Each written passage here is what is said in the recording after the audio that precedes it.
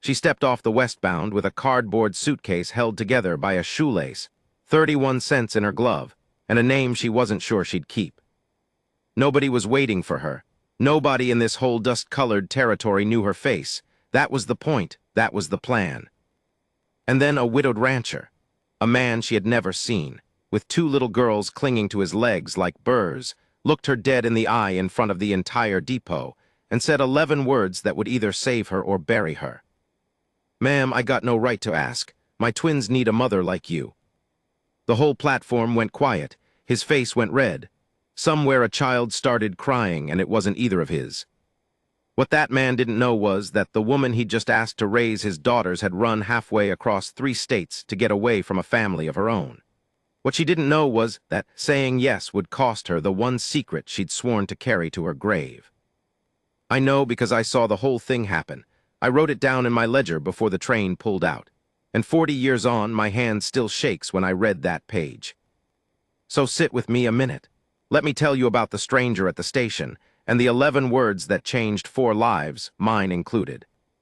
The first thing you should know about me is that I keep a ledger, and the ledger is not sentimental even when I am. Names, freight, arrivals, departures, barrels of nails, sacks of seed corn. One coffin unclaimed, April of '86. I have kept the Kenyatta Verde Depot for the Southern Pacific Line going on 9 years, and in that ledger I have written down more of this territory's grief and cussedness than the county recorder ever will, because people tell a station clerk things they'd never put in a courthouse. A depot is a confessional with a stove. So when I tell you about the afternoon the 4:15 came in late and everything changed, understand that I did not decide it was important because it was pretty. I decided it was important because I couldn't make my pencil move. It was the last week of September, and the heat had finally cracked. The mornings had a blue edge to them. That afternoon the wind was pushing grit under the door in little hissing snakes, and I had the shutters half-latched and a headache behind my right eye where the headaches always live. My hip was bad that day. It's bad most days. A mule did that to me in '71, and the mule got the better end of it. So I was on my stool with my leg propped, waiting for a train that the wire said was 40 minutes down. Wade Hollies came in at 4:10 with his girls. Now I knew Wade the way you know a man in a small place, by his cattle brand, his church pew, and the shape of his troubles. His outfit was the rocking H, up the Verde about 11 miles, decent grass, decent water, a hard luck spread that had never quite gotten ahead of itself. His wife Ellen had died the previous winter. Childbed fever, 3 days after the twins turned 4, which is a cruelty so specific it makes you wonder about the arrangement of things. Ellen Hollies had been the kind of woman who brought you a jar of chokecherry preserves for no reason and remembered your dead wife's birthday. When she went, half the valley wore black and the other half meant to. Wade had gone quiet after. Not mean quiet, just emptied out. He'd taken to hiring housekeepers he couldn't keep because the girls ran them off and because a man that grieved can be poor company even when he's grateful. The twins were named June and Lily, and if you have never seen grief in a child, you have been lucky. June was the loud one, had been anyway. She used to sing. Now she talked in a flat little voice like she was reading a fence line. Lily was the one who bit. She'd bitten the schoolteacher, the last housekeeper, and once, memorably, the Methodist minister, which had done more for my opinion of Lily than anything else that year. They came in holding their father's hands, one to a side, and Wade took off his hat when he stepped through my door, which not every man does anymore, and said, "Afternoon, Joss." "Wade," I nodded at the girls. "Ladies." June looked at me, Lily looked at the floor. "You're meetin' the 4:15, I said. It wasn't a question. Nobody comes to a depot to admire the architecture. "I am." He turned his hat brim in his hands, around, and I watched him do it and thought, there's a man who rehearsed something in the wagon and has just now realized he can't remember the words. "There's a woman comin' in. Miss," he checked a folded paper from his vest, and the fact that he had to check it told me more than the paper did, Miss Ray's. From the agency in Prescott, housekeeper, cook, help with the girls. "4th one this year," I said, because I am not always kind, and then I was sorry because his jaw worked. "4th," he agreed. He didn't make an excuse. That was the thing about Wade. He never made the excuse that was sitting right there for him to take. "Reckon I got hard girls to keep." Lily looked up at that. 4 years old, and she understood hard girls to keep just fine. and something crossed her small face that a grown man ought never to have put there. And Wade saw it too, and I watched him die a little on my floor. I wrote in the ledger, 4:15 late. W. Holly's party of 3 meeting inbound passenger Ray's housekeeper. Then I put the pencil down because there was nothing else to record yet, and I did not know that in 20 minutes I would need it back. The train came in at 4:38. You could hear it before you could see it, that long, low complaint of iron on iron, the whistle bending flat as it came down the grade. The girls ran to the window. June pressed her whole face to the glass. Lily stood back with her arms crossed like a tiny foreman inspecting late work. Wade stood in the doorway with his hat back on, and his weight shifted onto his good leg.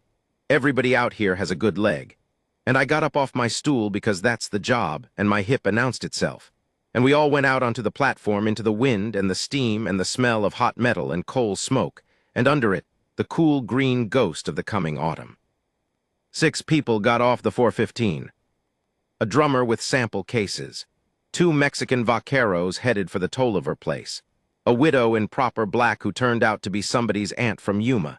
And a man of the Apache whom I'll come to because he matters more than he looks like he does, which is generally the way of it. And a woman with a cardboard suitcase. I want to be careful here because it would be easy to make her into something out of a dime novel, and she wasn't. She was maybe 28. Thin in the way that isn't natural, the way of somebody who's been giving her food to somebody else, or hasn't had it to give. Brown hair coming loose from its pins under a hat that had been good once. A gray traveling dress, clean, mended at the cuff with thread that didn't quite match, which is a small thing that told me she was proud and poor at the same time, which is the hardest way to be poor. She held the suitcase in both arms against her chest like it might try to leave her, and the handle was gone, and there was a man's bootlace lashed around the middle holding it shut. She stepped down onto the platform and stopped and looked around at Cañada Verde, at the water tank and the dry hills and the one street of it visible past the depot, and I saw her face do a thing I have seen exactly twice in my life, and both times it stayed with me. It was the face of somebody arriving at the very end of the map, not the end of the journey, the end of the map, where the roads she knew ran out, and there was nothing past this but whatever she could make. Wade stepped forward, took off his hat again. Miss Ray's. She looked at him, looked at the 2 little girls half hidden behind his legs, and I watched her put on a face. I could see the seams of it, a bright, capable, I am fine face, and she opened her mouth to say yes. And then she didn't. No, she said. Quiet, I'm sorry, my name isn't Ray's.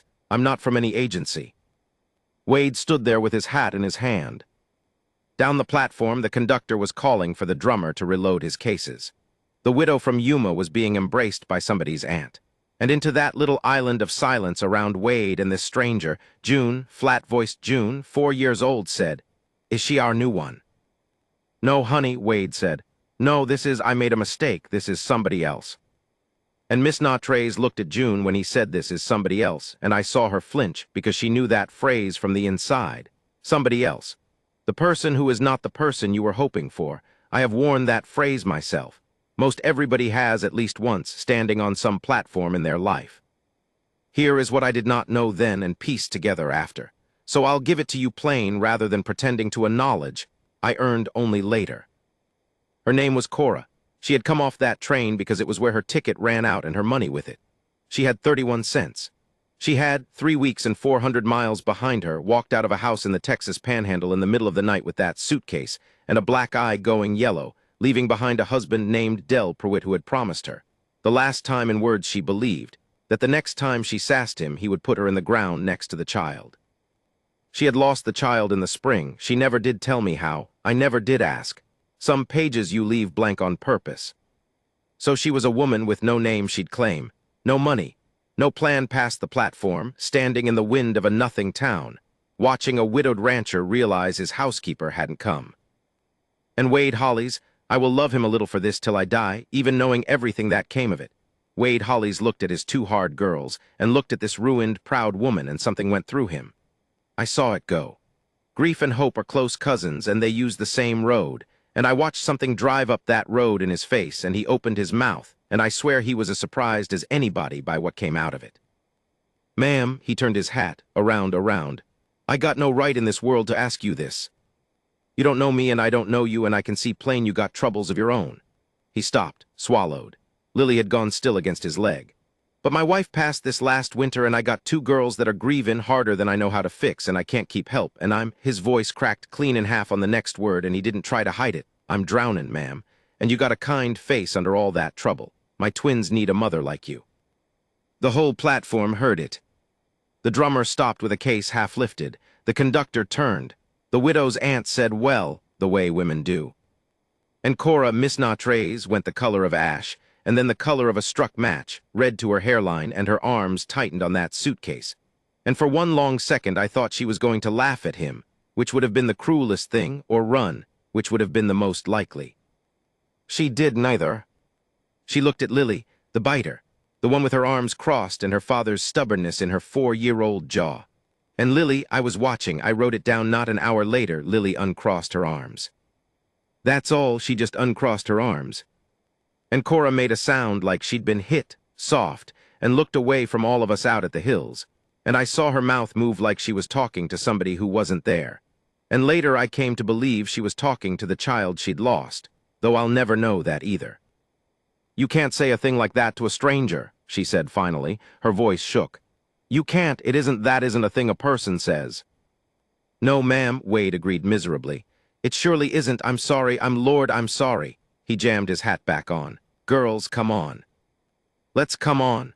And he took June's hand and reached for Lily's and turned to go, and his shoulders had the set of a man who has just made a public fool of himself on top of everything else God had already loaded on him.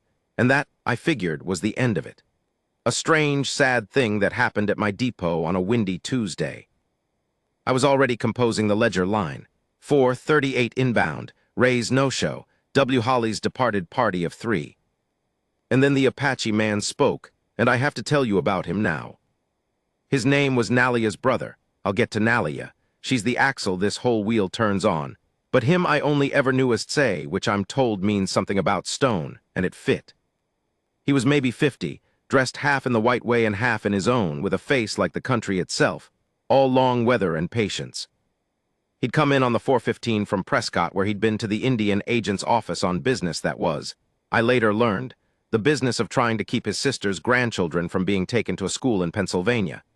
And if you don't know what that means, in that year, in this territory, you can look it up, and then you'll understand why his face was the way it was. He had every reason to want nothing to do with any white person's troubles ever again. He'd been standing by the water tank the whole time, unhurried, waiting for the freight wagon that would carry him home, and he'd watched the whole thing. And now he said, in English better than the drummers, to Cora, not to Wade, "You are hungry." It wasn't a question. It was the plainest kindness anybody had offered her in a month, and it undid her worse than Wade's grief had. She turned to this stranger, this Apache man she had every reason by the standards of her raising to fear, and her chin went, and she said, "Yes." "There is food at the rocking H," Say said. He nodded at Wade. "This one's dead wife fed my sister the winter the cattle died. Whatever else he is, his house does not send the hungry away." He looked at Wade then, and there was a whole conversation in it that I only understood parts of. "You spoke badly," he told Wade. "But you did not speak falsely, feed her. Names can wait for morning." And that was the hinge the whole door swung on. Not the cowboy's grief and not the woman's need. It was an old Apache man who owed the white world nothing, deciding that a hungry woman ought to eat, and saying so out loud in front of everybody so that it would be shameful for anyone to say no. Wade looked at Cora. Cora looked at the hills, and the platform, and the 31 cents that would not buy her a room, and the 2 children, and the end of the map. "One night," she said. As help not, she couldn't even say the word, and Wade nodded fast to spare her having to. "One night, and I'll be gone on the morning train. I've got somewhere to be." She didn't. Everybody standing there knew she didn't. But we all let her have it, because sometimes the kindest thing you can do for a proud person is believe the lie they need to keep standing up. I wrote in my ledger, and I'll tell you my hand was not entirely steady. 4:38 inbound, Ray's no-show. 1 unlisted female passenger, name withheld, W. Holly's departed party of 4. I crossed out 3. I wrote 4. And I sat there after they'd all gone, after the wagon carried Say off north and the Holly's buckboard rattled off west into the low gold light with Cora's cardboard suitcase in the back, and Cora on the seat beside a man she'd met 20 minutes before, and I looked at that crossed-out 3 for a long time. Because here's the thing a ledger teaches you if you keep one long enough. The numbers chain. You think you're just recording arrivals, but every so often you cross out a number and write a bigger one, and you realize you weren't keeping a record at all. You were keeping a witness. Now, I wasn't at the Rocking H that first night, so what I tell you next I had from 3 people over the following months, from Wade, who told it like a confession, from Cora, who told it once late when she trusted me, and from Nalia, who told it like it was the plainest thing in the world, which to her it was. I've fitted the pieces the way I fit freight, so it'll ride without shifting. But it's true. I stake my ledger on it. The Rocking H sat in a fold of the hills, where the Verd ran shallow and cottonwoods leaned over the water gone gold, and rust with the turning season. It was not a rich place. The house was adobe and plank low, with a good deep porch Ellen had made Wade build because she liked to shell peas in the evening and watch the light go off the rimrock. There were still peas in the garden gone to vine. Nobody'd had the heart. Nalia met them in the yard. I have to tell you who she was, because the agency and the census and the whole apparatus of that time would have written her down as Indian, female, domestic, and every word of that would have been a lie by omission. Nalia was Tsay's sister, a widow herself, near 60, who had been coming to the Rocking H for years, first as a friend of Ellen's, an actual friend, the two of them having met over a sick calf and a shared opinion about a certain white doctor's uselessness, and then, after Ellen died, as the one steady thing that kept the place from going under entirely. She was raising 2 grandchildren of her own up the draw.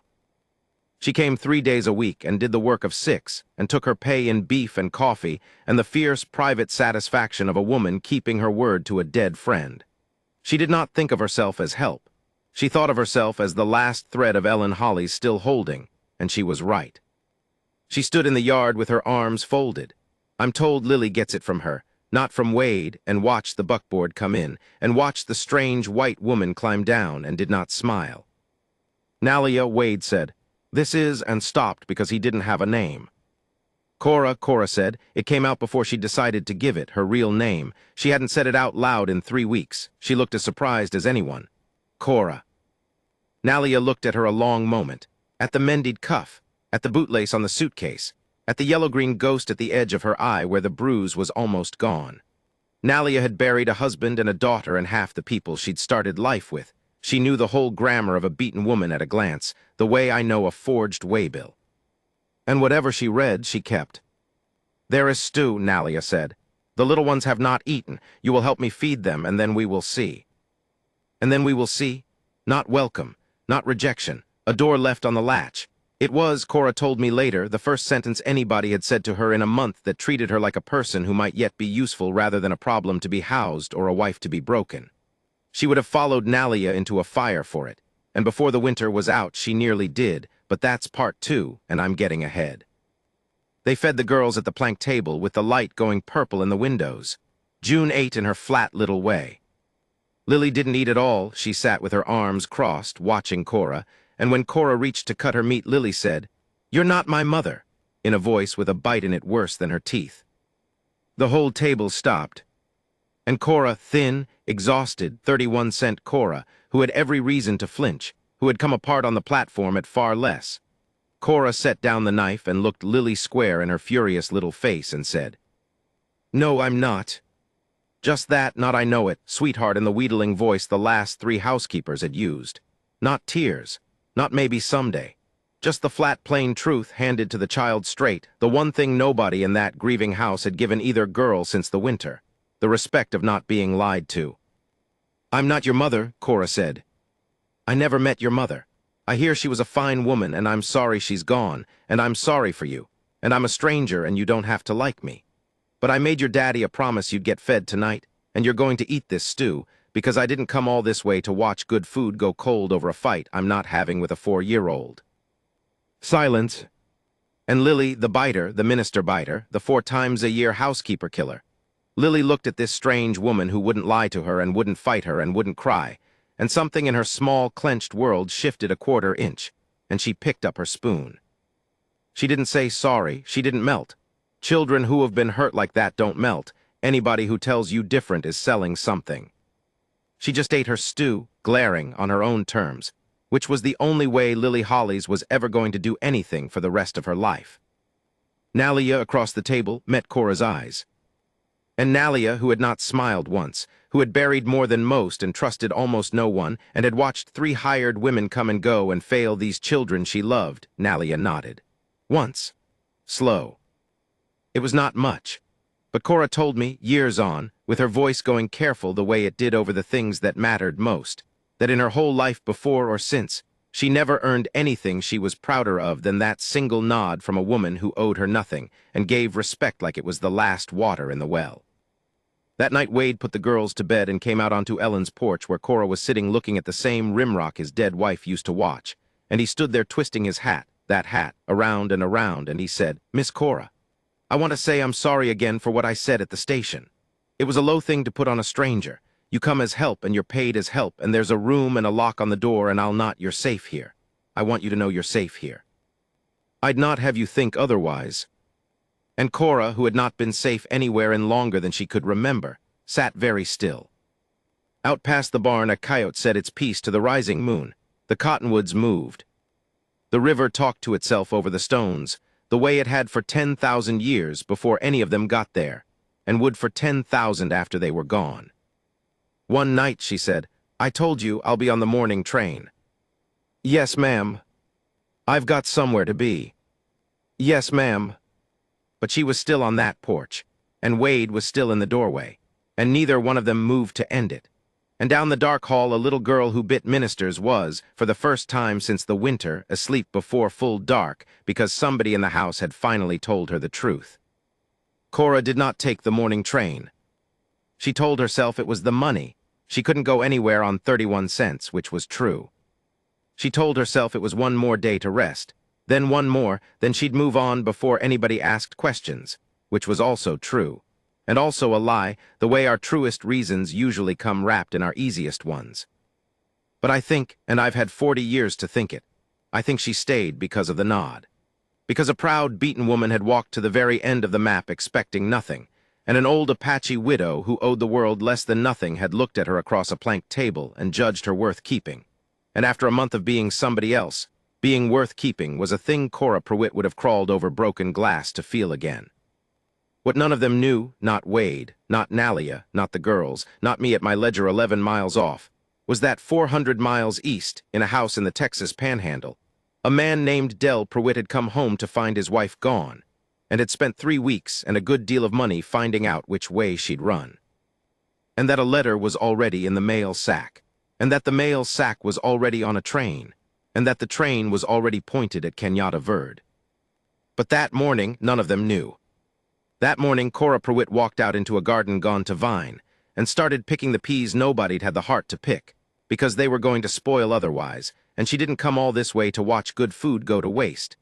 And June, flat-voiced June, came and stood at the end of the row and watched her a while, and then, without a word, bent down and started picking too. And somewhere up the draw, Nalia was already deciding that this white woman with the mended cuff was going to have to be told some things, before the winter came, about how to stand your ground in this country when the people you love. She stayed on, of course. You knew she would. I knew it the afternoon I crossed out 3 and wrote 4. But I want you to understand that staying was not one decision she made once. It was a decision she made every single morning over and over, the way you'd retie a load that keeps working loose. Every dawn she woke up in that room with a lock on the door, a lock, I'd remind you, that Wade had put there for her protection, and that she kept turned every night out of a habit 400 miles deep, and every dawn she thought, today I'll go. And then June would need her braids done, or the bread would be rising, or Lily would be sick, and she'd think tomorrow. And that is how a person builds a life without ever once deciding to, in small, unpaid installments of tomorrow. I got most of what follows the way I told you, from the 3 of them over months, fitted together.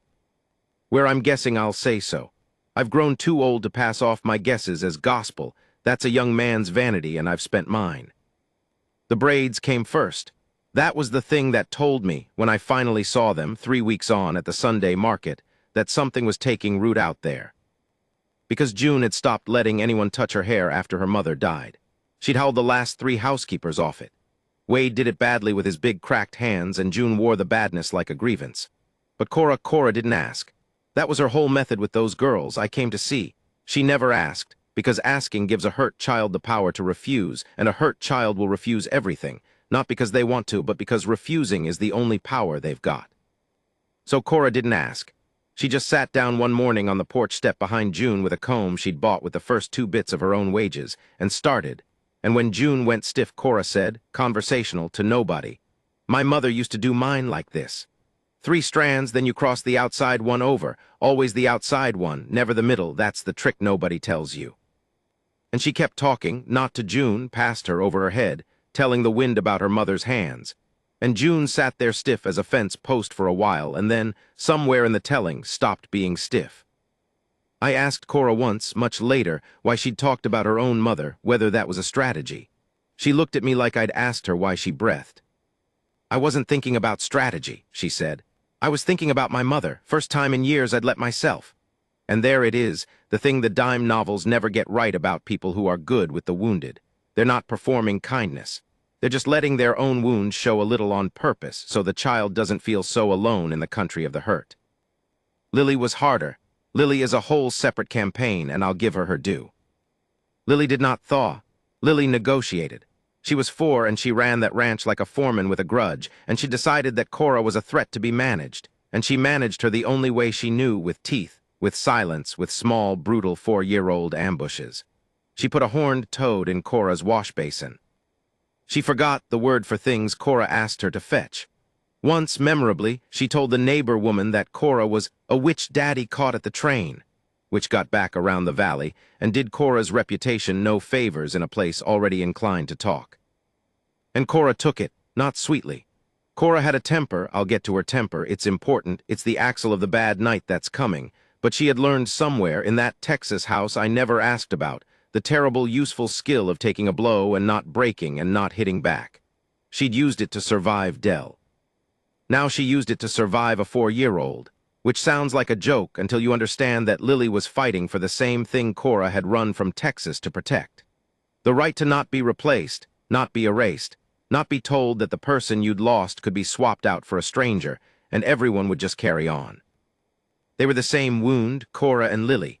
That's why it took so long, and why when it finally broke, it broke all at once. Here's how it broke. Nalia told me this part, and Nalia did not embroider, so you can trust it flat. It was a cold afternoon in the last week of October, and Lily had done something. Nalia wouldn't say what, out of a loyalty to the child that I respected. And Cora had finally lost her patience. And instead of the sweet fake calm the housekeepers used instead of tears, Cora had gotten down on her knees in the yard so she was eye to eye with this furious child and said, in a voice Nalia described as shaking but not soft, "You want to know why I won't leave? You've been trying to run me off for a month, and I want you to know why it isn't working. It's not because your daddy asked me. It's not because of the money. It's because I had a little girl once and she died, and I would give both my arms to have somebody be mean to me over braids again. So you go on and bite me. You go on and put toads in my wash. I've buried worse than you can do to me, and I am not going anywhere, and someday when you're grown you're going to understand that the meanest thing you ever did was try to make somebody who loves you leave, and the kindest thing they ever did was refuse." And then Cora stood up and walked into the house because she'd said too much and she knew it, and left a 4-year-old standing alone in a cold yard, holding the fact of Cora's dead child in her small hands like something too heavy for her. Nalia was at the woodpile and saw the whole thing. And Lily stood there a long time.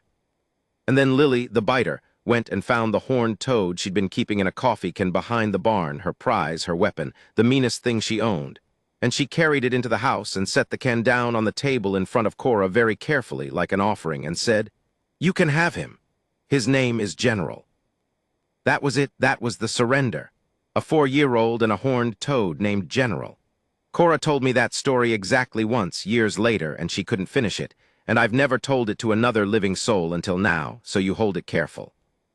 By the first snow, the girls called her Cora. Not mother, never mother, and Cora never once pushed for it, which is the whole reason it might have come in its own time, but Cora said like it was a safe word, said like it meant the one who won't leave. June had started singing again, small, under her breath, doing chores.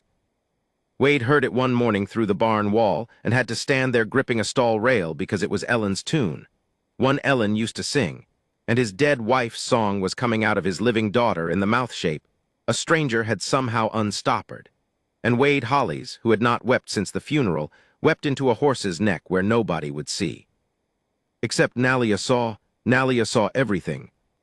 Now I have to bring in the thing I've been holding, because it arrived in my depot with my own 2 hands on it, and I'll not pretend I stood clear of what came. The letter came on the 9th of November.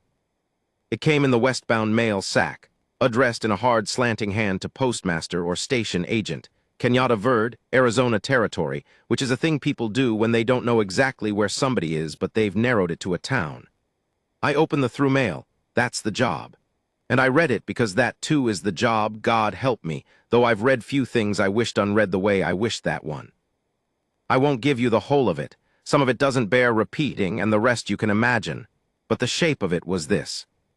It was from a man named Del Pruitt of Hemphill County, Texas. He was inquiring, all falsely polite, all I'm sure you'll understand a husband's concern after his wife, Cora Pruitt, who had, he wrote, taken leave of her senses following the loss of our infant and wandered off in a state of confusion, and being of unsound mind is a danger to herself. He described her. The description was close enough, the gray dress, the brown hair, a small scar through one eyebrow that I hadn't noticed, but that I later confirmed was there. He said he had reason to believe she'd come this way. He said he would be most grateful for word, and he enclosed, folded into the letter like a snake in a boot, a printed handbill offering $40 reward for information as to the whereabouts of Mrs. Cora Pruitt, feeble-minded, maybe traveling under a false name. $40. In that country in that year, $40 was 2 months' wages for a working man. $40 was a lot of temptation to spread across a valley that already thought the Hollies' housekeeper was a witch Wade caught at the train. And hereby is where I have to confess my own part, because this is not a story where I stand at the window and only watch. I have a ledger, and the ledger records that on the 9th of November a letter came addressed to the station agent regarding one C. Pruitt. It is in my hand. It is the truth, and I sat with that letter at my desk for the better part of an hour with the stove ticking and my hip aching, and I did a thing a station agent is not supposed to do. I did not answer it. I did not post the handbill, which by the loose custom of the time I might even have been expected to. I did not send word to the county. I did not breathe a syllable of it to the men who came through my depot who'd have happily earned $40. I took that letter and that handbill and I put them in the bottom of my strongbox under the coffin money from '86 and the deed to my sister's grave and the few other things I keep because they weigh something, and I turned the key. I want to be honest about why, because it wasn't clean. Part of it was Ellen Hollies, who'd remembered my dead wife's birthday. Part of it was the nod I'd seen Nalia give across that platform. Part of it was that I'd seen the yellow-green ghost of a bruise on Cora's face, and I've kept a depot 9 years, and I know the difference between a woman of unsound mind and a woman of unsound husband. But part of it, and this is the part that isn't clean, the part I put in my ledger of the soul and not the company one, part of it was pride. Pure arrogance. I decided, sitting alone at my desk, that I would be the judge of it. That I, Joss Pruitt, would weigh a Texas husband's rights against an Arizona woman's flight and rule for the woman, and to hell with the law and the $40 and Del Pruitt's husband's concern. That's not justice. I know that. Justice has a courthouse and rules and doesn't happen in the bottom of one lonely man's strongbox on the strength of a bruise he half remembers seeing. What I did was closer to what Del did than I like to think. A man deciding, alone, that he had the right to control what happened to a woman who never asked either of us to. I have made my peace with it, mostly, but I'll not pretend it was simple, and I'll not let you think I was some clean-handed angel of the depot. I broke a rule and gambled another person's whole life on my own read of a bruise. It happened to come out well. You'll see how it came out. But it could have gone the other way, and then it would have been my arrogance that got her killed, and no amount of good intention would have bought that back. I kept the letter secret. That was my morally heavy decision, and I made it alone, and I've carried it 40 years. But it wasn't the heavy one in this story. The heavy one was Cora's, and it was still 3 weeks off, and I couldn't have stopped it if I'd tried. Because Del Pruitt did not wait on a letter. A man like that never does. The letter to the station agent was his cheap cast, his $40 hope that somebody else would do the work for him. But even as that letter sat in my strongbox, Del was already moving. I pieced this together after, from the hotel register in Prescott, and from things Cora finally told me, and from what happened, which is its own kind of evidence. He tracked her the slow, sure way a certain kind of man tracks a thing he considers his. A ticket agent here, a boarding house keeper there, $40 and a hard smile, and I'm sure you'll understand a husband's concern. By the end of November, he was in Prescott, 60 miles off. By the first week of December, he knew she was at a ranch on the Verd. He didn't know which. There were a dozen. But he knew the country now, and he had time, and he had the thing that men like Dell always have, which is the patience of the cruel. Meanwhile, and this is the part that breaks my heart in the telling, meanwhile Cora was, for the first time in her life, happy. And she knew it. That's the cruelty of the timing. She wasn't happy in ignorance. She'd started that December to let herself feel it, which for a woman like Cora was an act of raw courage, because the last time she'd let herself be happy the world had taken her baby and given her Dell's fists for the grieving. I saw it myself. She came to the Sunday market the second week of December with the girls, and I was there for the mail, and I watched her, and she was lit. There's no other word. She had color in her face. She'd gained back some of the flesh she'd starved off. She haggled with the egg woman and won and laughed about it. June held one of her hands, and Lily held the other, Lily, holding a hand in public the biter. And when a man tipped his hat to Cora, she flinched only a little, and then made herself nod back. And I saw her make herself do it. Saw her practice being a woman who wasn't afraid, and it was one of the bravest small things I've ever watched a person do in a public street. Nalia was with them, and Nalia, I noticed, was not lit. Nalia was watching the edges of things. Nalia, who had lost more than any of them and trusted less, had the look of a woman who has heard a rock come loose somewhere up the slope and is waiting to learn how big it is. Because Nalia had been telling Cora things all through the fall, the stand-your-ground thread I promised you. Not softness. Nalia had no softness to spare and wouldn't have wasted it on softness anyway. What Nalia taught Cora in the long afternoons over the wash and the bread was harder and better than comfort. Nalia taught her the country, where the water was, which draws flooded and which stayed dry, how to read the weather off the rim, how Tsay's people had held this ground for longer than any white deed went back, and what it cost, and what it took, and how a person survives when the powerful decide they have a right to you. You keep looking at that road, Nalia told her once. Cora repeated it to me, near word for word, because it had lodged in her like a seed. You keep one eye on that road like something is coming up it. I have watched you do it since the train. In my life, the thing on the road always came. So, when it comes for you, you will not run again, because running is how they catch you. A running thing shows its back.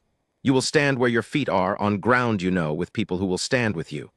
That is the only way any of us have ever won anything against them. Not by running. By being harder to move than they are to push. Cora hadn't understood it yet, not fully, but she'd remember it. She'd remember it on the night it counted, and it would be the difference, and Nalia would never once say, I told you, because that too was not a thing Nalia wasted breath on.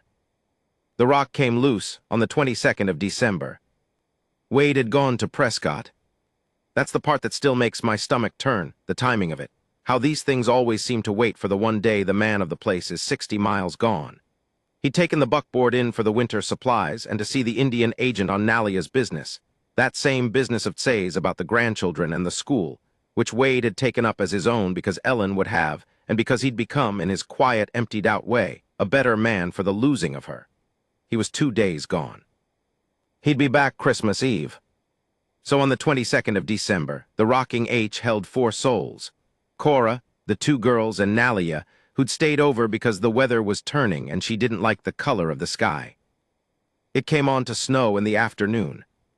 Real snow, the wet, heavy kind that comes rarely to that country and means it when it comes. By dark it was falling thick, and the wind was up, and the world had gone to that white, roaring hush that swallows sound. And out of that hush, near 8 o'clock, came a knock on the door. Nalia heard it first. Nalia heard everything first. And she was up and moving before the second knock, and she caught Cora's wrist and put her back against the wall beside the door where a person can't be seen through the window, and Nalia herself stood clear and called out, "Who is in the storm?" And a man's voice, wet and cold and horribly, horribly polite, said, "Evening. I'm looking for my wife. I believe she's took shelter here. Cora, I've come to take her home." I was not there. I have to say it again. I was 11 miles off at my depot with the letter I'd hidden sitting like a coal in my strongbox, knowing nothing, sleeping the sleep of a man who thinks he's done a decent thing. What I give you now I had from Nalia, plain, and from Cora in pieces over years, and from the physical facts that anyone could read afterward in the snow and the doorframe. I fitted it true.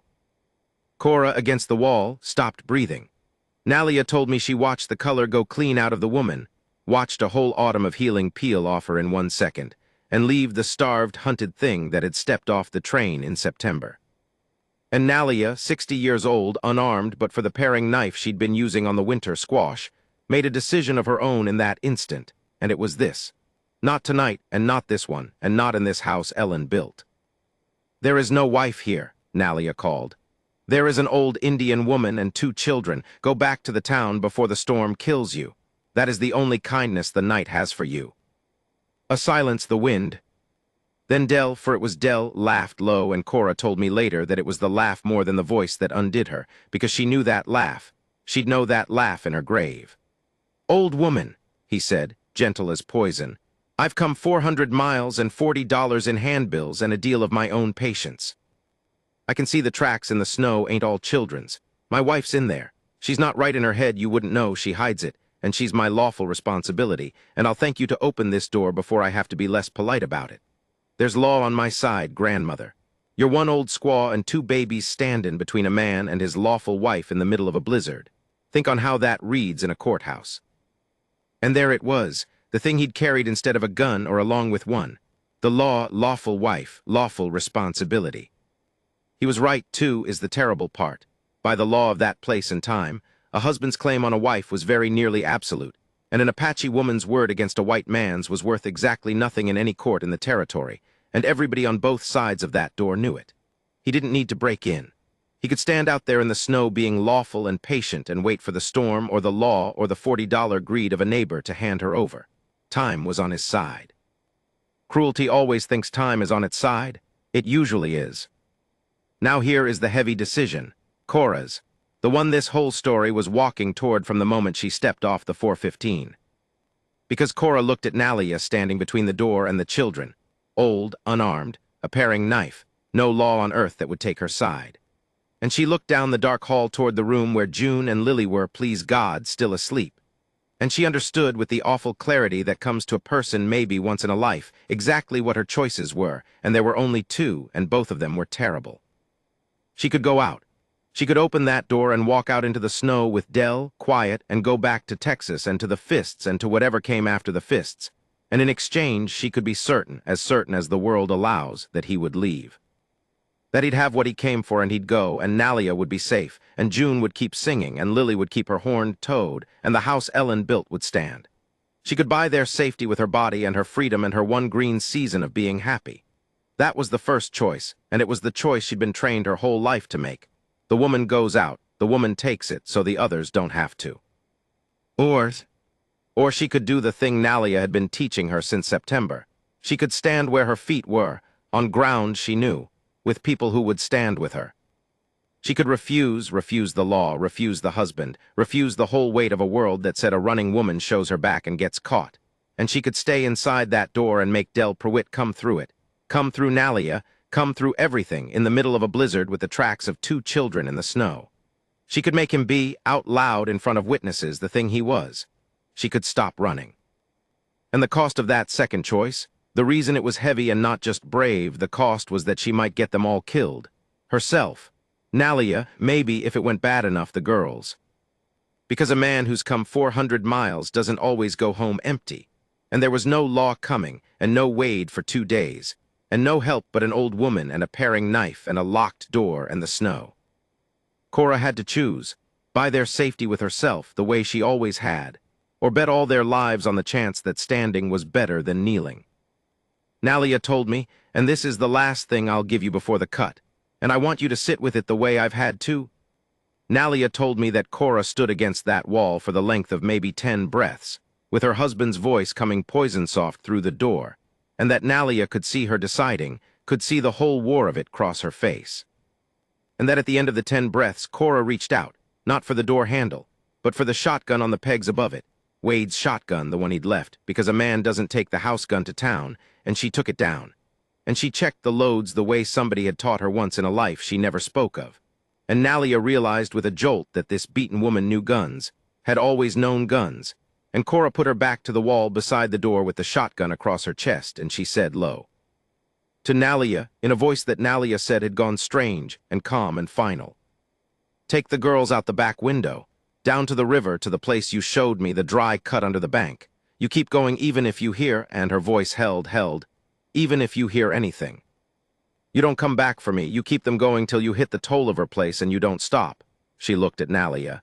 "You taught me to stand, so I'm going to stand. But I need you to run this once because somebody has to get them out and it can't be me. It has to be you. Please." And Nalia, who did not run ever on principle, who had told this very woman that running was how they catch you. Nalia looked at the shotgun and looked at the woman holding it, and understood that there is a difference between running to save your own back and running to save 2 children, and that Cora had just, in the space of 10 breaths, learned the whole of what Nalia had spent a lifetime knowing, and turned it into a thing even Nalia hadn't taught her. That sometimes the one who stands and the one who runs are fighting the same fight, and it takes more love to run. Nalia took the paring knife. She went down the dark hall to wake the girls. And Cora Pruitt turned to face the door, alone, with her husband on the other side of it and a blizzard at his back. And she thumbed back both hammers. And outside in the white, roaring dark dell, Pruitt stopped being polite and put his shoulder to the wood. And the first splinter of the frame gave with a sound like a small bone breaking. I have started this last part 4 times, and 4 times I have set the pencil down because there is a kind of night that does not want to be written. It wants to stay in the dark where it happened. But I told you at the start that a ledger is a witness and not a keepsake, and a witness that only tells the easy parts is worse than no witness at all. So, the door. The frame gave on the second shove. I told you the sound of the first splinter, like a small bone. The second was the whole latch tearing loose, and the door swung in on the storm, and Del Pruitt came into Ellen Hollies' kitchen with snow blowing in white around him and a pistol already in his hand. Because of course there was a pistol. There was always going to be a pistol. The lawful husband talk had only ever been the glove over it. And he stopped, because Cora was not cowering by the wall the way he'd have pictured her 400 miles of picturing it. Cora was standing square in the middle of the room with both barrels of Wade Hollies' shotgun leveled at his chest, and her feet planted on ground she knew.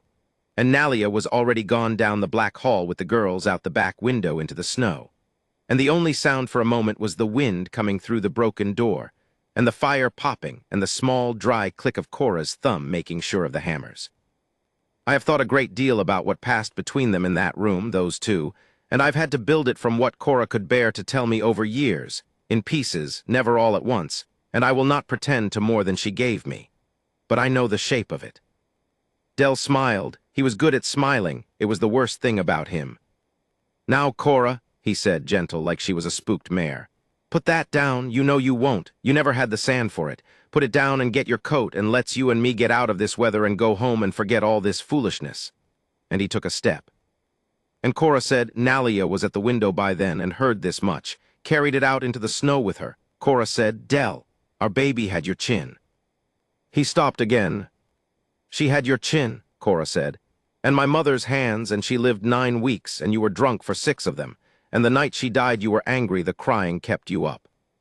And I have thought every day since about whether it was the fever that took her or the cold, because you wouldn't let me keep the stove going. You said we couldn't spare the wood, and I have never known, Del. I have never known which it was, and I stayed with you a whole year after because I didn't have anywhere to go, and I thought that was the same as not being able to leave. But it isn't. I found out it isn't." The barrels didn't waver. "I have somewhere to be now. It's here. And you are not going to take me back to that house. And you are not going to touch those 2 little girls sleeping down that hall, because they have been through the exact thing you'd make me be again. And I would rather hang for what I'm about to do than let one more child in this world be raised in a cold house by a man who's angry at the crying. I want to be careful here, at the most careful place in the whole telling. Because the easy story, the dime novel, is that she pulled the triggers, and Del Pruitt died on Ellen Hollies' kitchen floor, and good riddance, and everyone rode off clean. And I could tell it that way. Nobody living could contradict me. But I told you at the start I keep an honest ledger, and the honest ledger says, I do not know exactly what happened in that room in the next 4 seconds, and neither did Cora, not clearly, not ever. She told me the truth as she had it, which was that Dell saw something in her face he hadn't planned on, saw that she meant it. Saw that the woman who'd never had the sand had gone and gotten some 400 miles and one hard winter's worth, and that he lunged, either for her or for the door or for the gun, she never knew which, and that the shotgun went off. One barrel. Into the doorframe over his head is where the charge went. You could see the scar of it in the wood for years, and I saw it myself, high and to the left, which is where a gun goes when someone means to fire and flinches at the last half-inch, or when someone never quite meant to fire at all, and the world decided for them. The blast in that small room was a physical thing. It knocked sense loose from everybody. And in the ringing white after it, Del Pruitt, who had faced down an old woman and a knife easy enough, but who had not, I think, ever once truly believed Cora would fight, and now stood in a room that stank of powder with one barrel still loaded, and a woman he no longer recognized holding it. Del Pruitt did the thing that men like him always do, underneath the smiling, when the smiling stops working. He ran out the broken door into the storm on foot, because his horse had pulled its picket at the shot and gone off into the white. He ran, and the blizzard took him, that same blizzard he'd used as his weapon against them, the one he'd figured would freeze an old woman and 2 babies out of a locked house and hand him his wife. That storm swallowed Del Pruitt whole, and Cora stood in the wrecked doorway with one barrel spent, and one still full, and watched the snow close behind him like water over a stone. She did not go after him. She was not sorry. She has never once in 40 years told me she was sorry, and I have never once thought she should be. They found him in the spring. A writer from the Tolliver place found what the snow gives back in a draw 2 miles off, where he'd gone down and not gotten up. The county wrote it death by misadventure, traveler lost in storm, because that's what it was, and nobody at the Rocking H ever said one word to correct the record, and neither did I. And there is a whole other ledger, the one I keep in my chest, not my desk, where that silence is entered, and I have made my peace with that entry too. Mostly. Now I have to tell you about the girls in the snow, because that is the part that matters more than Del, and I nearly forgot to, which tells you something about how a bad man can crowd out the good even in the telling. Nalia got them out the back window into a blizzard, in their night clothes, 2 4-year-olds, and she got them down the slope to the river, to the dry cut under the bank she'd shown Cora in the fall, the place her own people had used for shelter longer than there'd been a Texas to run from. And she could not, take them all the way to the Tolliver place. 2 miles in that storm would have killed the children, so she did the thing she actually knew how to do, the thing all the country lore of the fall had really been for.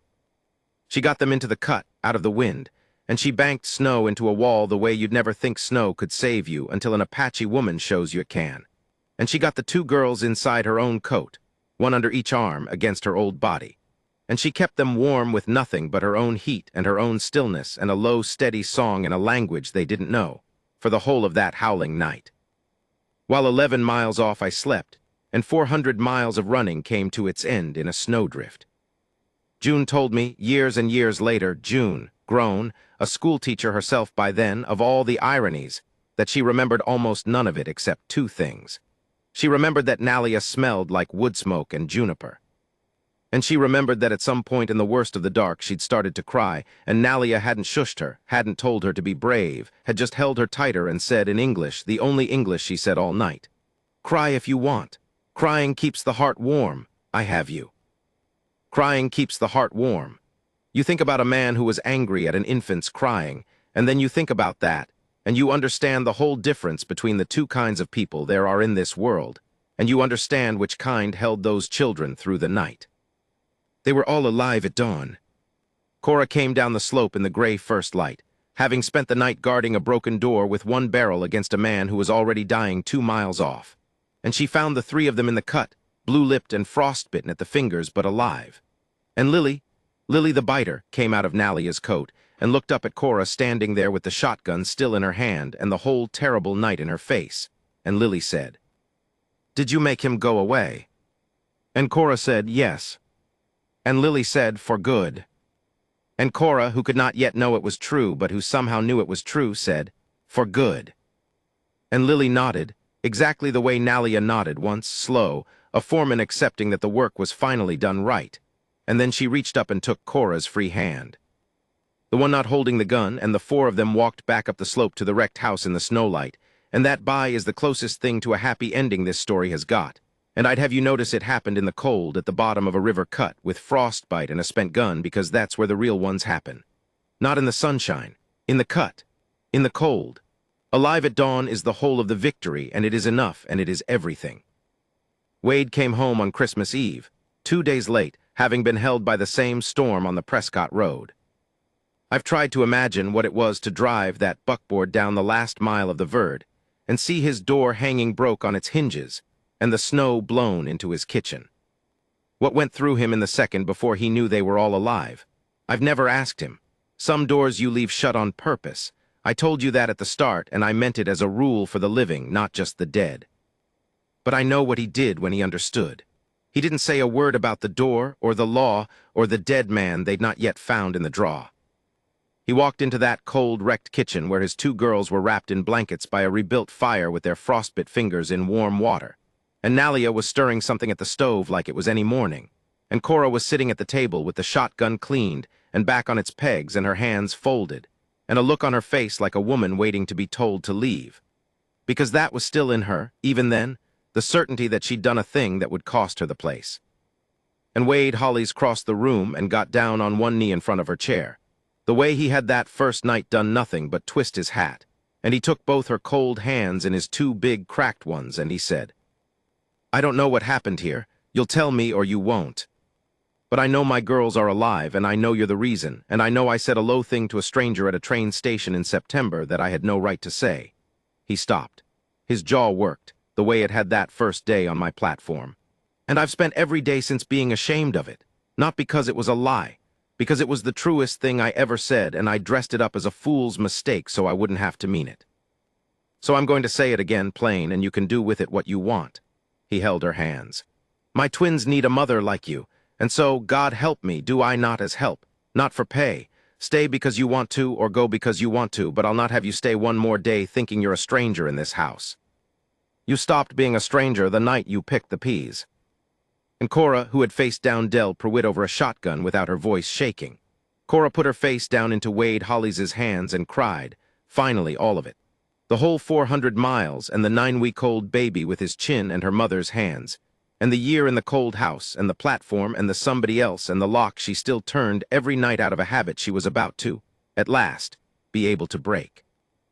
Nalia kept stirring at the stove. She did not turn around.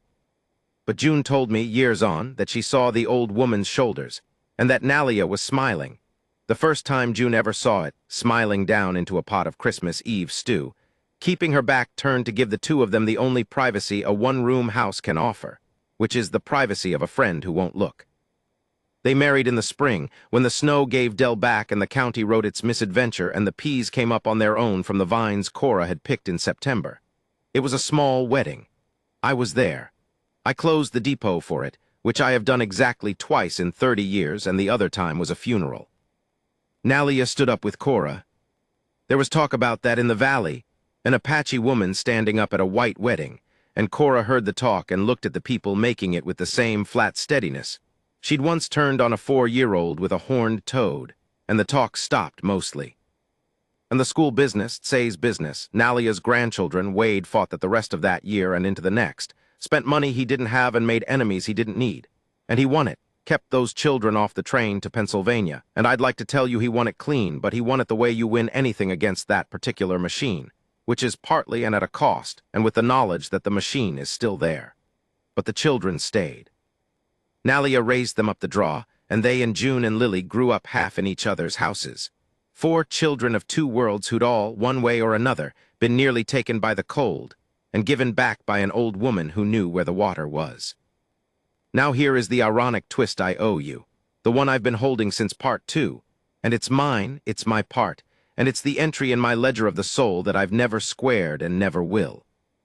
The letter, Del's letter, the one I hid in my strongbox in November under the coffin money, the one with the $40 handbill, feeble-minded, maybe traveling under a false name. I never gave it to her. All that winter, all through the wedding, all through the years, I kept it hidden, because I'd decided in my arrogance that she was better not knowing how close it had come, that a man had put a price on her in print and mailed it to a stranger's desk. I told myself I was protecting her, I told myself that for a long time. And then one evening, it was years on, Lily near grown, June already teaching, Cora came to the depot on some errand and stayed to talk the way she'd gotten to over the stove, and she said to me out of nothing, "Joss, Dell wrote you, didn't he, that winter? He'd have written the station agent, that was his way, he always went to the man in charge." She wasn't asking. She had the same flat certainty her daughter had. "You never gave it to me." And I could not lie to that woman, not that one. "No," I said, "I burned it." Which was itself a lie. It was still in the strongbox, is still in the strongbox, is under my hand as I write this. But it was the lie she needed, and I let her have it, the way we'd all let her have. I've got somewhere to be on the platform, years before. And Cora was quiet a while, looking at the stove. And then she said the thing that has kept me up more nights than the hidden letter ever did. She said, "You should have given it to me." I asked her why. I thought she meant the law of it, the wrongness of a man opening another's mail and playing God with a strongbox key, and I was ready to agree, to finally confess I'd known all along I'd overstepped. But that's not what she meant.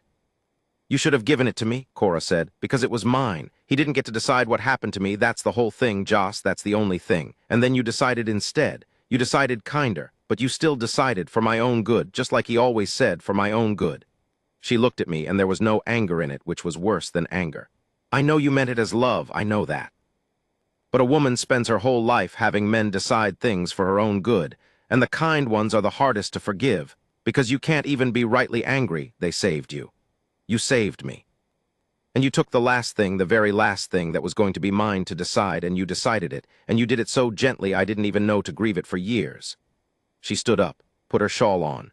"I'm not angry, Joss, I love you. You're the best man I know besides the one I married. But you should have given me the letter and let me be the one to burn it or not. That was mine, even that. Especially that." And she went out into the evening, and I sat in my depot with my strongbox and my ledger, and I understood at last, and too late, that there is more than one way to decide a woman isn't fit to decide for herself, and that the gentle way and the cruel way both end in a locked box she doesn't hold the key to, and that I who'd judged Del Prewitt from behind my desk, who'd been so sure I was the good man in the story, I had done, in my smaller, kinder key, the same shape of thing he did. I never told her the letter's still here. That's the last lie, and I'll carry it out with me. But I take it out sometimes, the handbill with its $40 and its feeble-minded, and I read it, and I think about a woman who stood square in a wrecked doorway and made a man run into a blizzard, and never once said she was sorry, feeble-minded.